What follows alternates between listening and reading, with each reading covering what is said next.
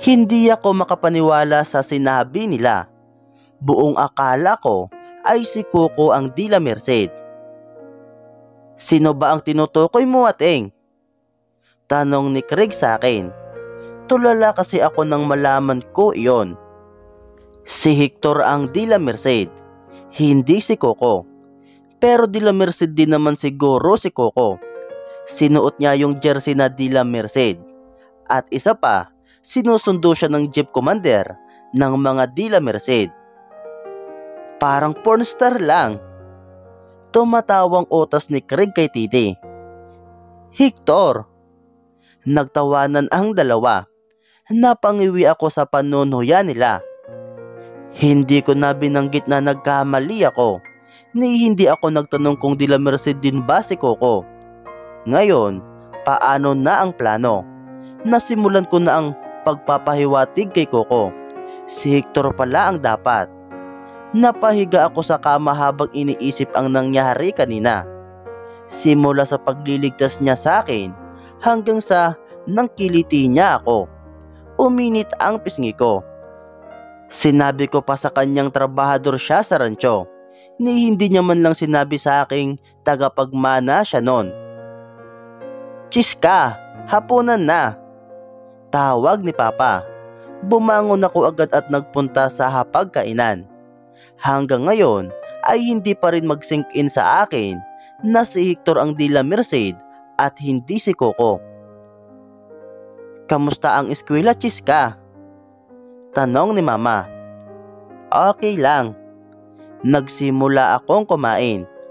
Pinagtitinginan ako ni Tidi at Craig habang kumakain. Seryoso si Papa at si Tito sa pag-uusap tungkol sa bagyong nasa TV. Si Tia at Mama naman ang umuusisa sa pagpasok ko ng school.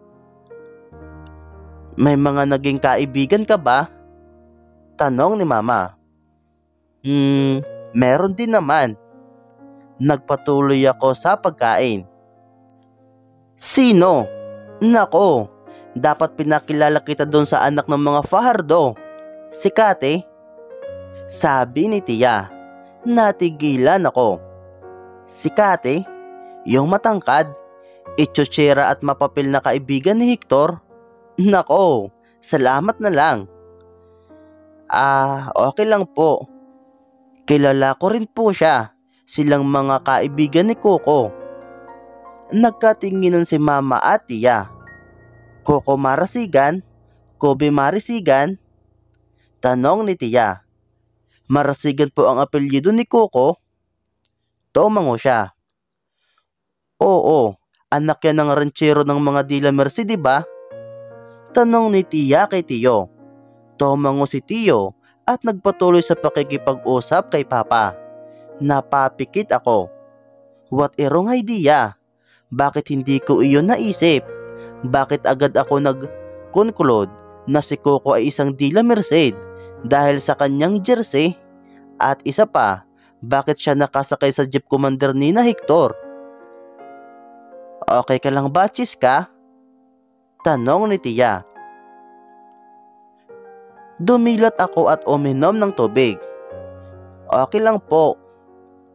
Ngayon, hindi ko na alam kung anong gagawin ko o may magagawa pa ba ako. Akala ko si Coco ang Dila Merced, kaya siya ang pinaghirapan ko. At ngayong nalaman kong si Hector pala ang Dila Merced, hindi ko alam kung paano ako magsisimula sa kanya. Sa susunod na araw, pumasok ulit ako. Di tulad nung unang araw. May professor nang nagpapakita. Naaninag ko agad ang umaaliwalas na mukha ni Coco nang nakita akong pumasok. Tinapik niya agad ang upuan sa tabi niya. Kinagat ko ang labi ko. Oo nga pala, magkaklase kami ni Coco dito. Anong gagawin ko? Chiska, anong gulo itong pinasukan mo? Lumingon-lingon ako at nahagip agad ng mata ko si Hector na umaayos sa pag-upo at ngumingisi sa akin. Pinapalibutan na siya ng mga kaibigan niya. pero may isang upuang walang nakaupo. Hector, ako ba dito? Tanong ng kakarating lang na si Kati, sabay turo sa upuang walang nakaupo sa tabi niya. Di Kati, doon ka na lang sa likod. Ha? Bakit? Sinong nakaupo dito? Tumaas ang kilay ni Hector at tumingin sa akin. Tsaka, anong nangyari sa braso mo? Puna ni Kati sabay yuko para tingnan ang nakabandids na braso ni Hector. Wala. Galos lang. Ngumisi si Hector at tumingin ulit sa akin. Napatingin na rin ang mga kaibigan niya sa akin. Curious kung kanino bumabalik ang atensyon niya. Imbis na tumungang ako doon, ay dumiretso na ako sa isang abandonadong upuan sa pinakalikod ng classroom. Nakita ko ang pagsimangot ni Coco at ang pag-upo naman ni Kati sa upuang katabi ni Hector. Aapela sana si Coco.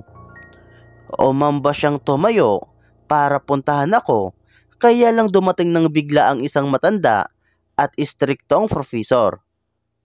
Good morning, class. Matigas ang kanyang tono. Good morning, sir. Si Sir Magdali, ang profesor sa isang major subject namin dito sa Alegria Community College. Tanyag siya sa pagiging biyasa sa marketing at business management. Medyo matanda na, kaya istrikto. Iyon ang narinig ko sa mga tao dito sa campus. Medyo tradisyonal si Mr. Magdali. Ayaw niya nang nalilate at lagi siyang nagche-check ng attendance. Ang worst ay masyado siyang maraming requirements. 2 oras pa ang klase niya, kaya 2 oras din ang kalbaryo namin. I-check ko ang attendance. Anya at umupo sa teacher's table. Kahit na nakumpirma ko na kina mama at tiya ang tungkol kay Hector at Coco, kinabahan pa rin ako ngayong babanggitin na ni Mr. Magdali ang mga pangalan naming lahat. Boys, anya. Cartel, Present sir, Dila Merced. Hindi niya na hinintay na magsalita si Hector. Marami pa siyang tinawag bago. Marasigan, Present. Utas ni Coco sabay tingin sa akin. It really is true. Hindi siya Dila Merced. Maaring ang jersey na suot niya ay bigay lang ni Hector dahil masyado na siyang maraming damit at si Coco naman ay nauubusan na. What a freaking fail. Nang matapos na siya sa mga lalaki, ay babae naman ang kanyang tinawag. Alde Francisca P. Natigilan si Mr. Magdali at tiningnan niya ako sa likod ng kanyang salamin. Present sir. Nanliit ang kanyang mga mata, kaya pinagtitinginan din ako ng mga kaklase ko. May ibang nagbubulong-bulungan patungkol sa pagiging bago ko dito sa Alegria. Taga Manila siyang Alde, pinsan ni Theodore. Pinaglaruan ko na lang ang ballpen ko. Anak ka ni Francis Alde? Tanong niya. Opo. Tumango si Mr. Magdali bago nagpatuloy sa kanyang pag-check ng attendance. Hindi ko alam kung saan niya nakilala si Papa o yung pamilya ko, pero hindi ko na gaanong pinagtuunan iyon ng pansin. Normal naman iyon sa Alegria. Maliit na lugar lang ito, kaya di malayong magkakilala lang ang mga tao dito. Nang natapos ang klaseng iyon, ay nagmadali na ako sa paglabas. Chiska! Tawag ni Coco. Pumikit ako at nagpatuloy sa paglalakad. Nakakagilty. Paano ko babawiin sa kanya ang mga sinabi ko? Hindi ko alam, kaya hindi ko muna siya haharapin. Mabilis na lumipas ang mga klase ko. Wala naman akong naging problema bukod sa isang subject na agad nag-quiz, ang prof. Nang maglalans na ako, dumaritso na ako sa kantin. Nag-iwas agad ako ng tingin nang nakita ko ang kabarkada ni na Hector. Chiska! Tumayo si Coco at agad akong pinuntahan. Tanong ko habang kinukuha ang tray at pinasadahan ng tingin ang mga luto sa kantin. Iniiwasan mo ba ako? Madrama niyang tanong habang sumusunod sa pagpili ko ng mga pagkain. Hindi, Coco. Kung ganon, ba't di mo ako pinapansin? Pinili ko ang menudo at isang cup ng kanin. Umorder din ako ng coke at agad na umupo sa isang table na walang nakaupo. Chiska, doon ka na umupo sa table namin. Anya. Coco, dito lang ako. Seryoso kong sinabi. Unti-unting umaliwalas ang kanyang mukha. Alam ko na ang gusto mong mangyari. Ngumisi siya at umalis. Sinundan ko siya ng tingin. Anong naisip niya? Ayos Lumapit siya sa kanyang mga barkada para kunin ang bag niyang naroon. Siya Little Alligator. Paalam niya. Oh, saan ka, Coco? Tanong nung isang babae. Doon na ako kay Chiska. Gusto niya atang mapag-isa kaming dalawa. What? Pinilig ko ang ulo ko at napainom sa malamig na soft drinks. Anong sinasabi ni Coco? Gusto ko siyang pagsabihan. Gusto kong sabihin sa kanya ang tunay kong nararamdaman, pero hindi ko magawa dahil may kunting parte sa aking naawa sa kanya. Ayos. Anya at umupo sa harapan ko. Sana sinabi mo na lang agad. Pagbibigyan naman kita. Hindi na ako nagsalita. Baka kasi may masabi lang akong masama sa kanya. Ganon ang naging eksena buong araw. Panay ang lapit niya sa akin. Panay naman ang iwas ko sa kanya. Hindi ko nga lang masabi ang katotohanan. Hindi ko naman talaga siya gusto. Sa sumunod na araw, humupa kasi wala kaming naging kaklase ng magkaklase kaming dalawa. Naging panatag ang loob ko. Samantalang, may dalawang klase naman kaming magkaklase ni Hector. Yung unang klase, kung saan umaaligid sa kanya ang mga babaeng kabarkada. At yung panghuli, isang seksyon na extension ng isang block. Para lang ito sa mga huling nagpa-enroll. Madalas ang kaklase namin ay lalaki. 3 babae lang ang nasa klaseng ito at wala ako ni isang kilala bukod kay Hector. Umayos ako sa pag-upo nang nakita kong palapit siya sa upuan ko. Hi! Kumindat siya at nagpakita ng evil smile. Ito na naman. Mang-iinis na naman siguro ito. Tigilan mo ako, Hector. Panangga ko agad. Napangiwi siya. Ito naman, binabati lang naman kita. Humalakhak siya. Okay. Hi. Matamlay kong sinabi. Ang sungit nito. Humalakhak ulit siya. Bumaling ako sa kanya gamit ang matalim kong titig.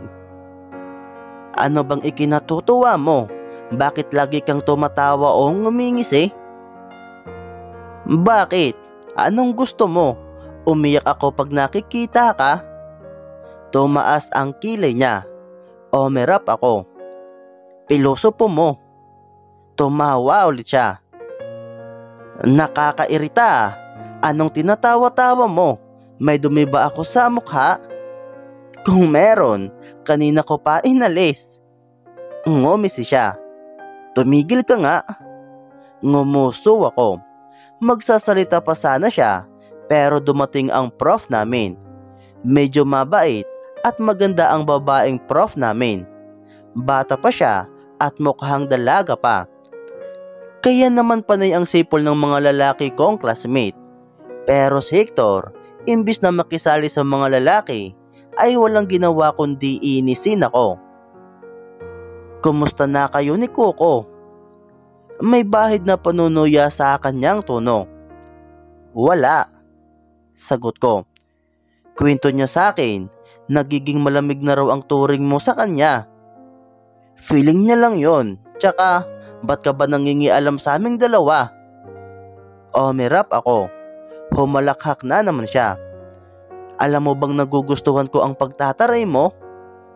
Uminit ang pisngi ko sa sinabi niya at napatingin. Ha? Anong nagugustuhan ng pagtataray? So ibig mong sabihin, gusto mo si Kate? Mukhang mataray yon. Umangat ang labi niya at kinagat niya iyon. Bingi ka ba? Sabi ko pagtataray mo, hindi pagtataray niya. Kumalabog ang puso ko. Ano ba itong sinasabi ni Hector? Wag mo nga akong bulahin. Galit kong sinabi. Sige pa, Chiska. Magtaray ka pa. Mamaya, agawin kita sa kanya. Nanlaki ang mga mata ko habang nakatingin sa blackboard. Para akong natutunaw sa kinauupuan ko. Hindi na ulit siya nagsalita pagkatapos noon. Hanggang sa natapos ang klase ay hindi siya nagsalita. Slow motion kong niligpit ang gamit ko. Hanggang ngayon, nanlalambot pa ako sa utas niya sa akin. Hector, tapos na klase. Laro tayo. Anyaya ng isang kaklase ko sa kanya. Sige ba? Pang ilang beses na talo nyo na ito. Tumawa siya. Nilingon ko siya. Paalis na rin naman siya kasama ang mga kaklase kong lalaki. Kaya okay na siguro siyang tingnan ngayon. Nakita ko ang likod niya nang palabas na siya sa pintuan. Pero nang tuluyan na siyang nakalabas at panay na ang palibot ng mga lalaking kaklase ko sa kanya, ay nilingon niya ako gamit ang seryosong mukha. Bumilis at lumakas ang pintig ng puso ko hanggang sa nakaalis na siya ng tuluyan. Napaupo ako sa upuan ko. What the hell?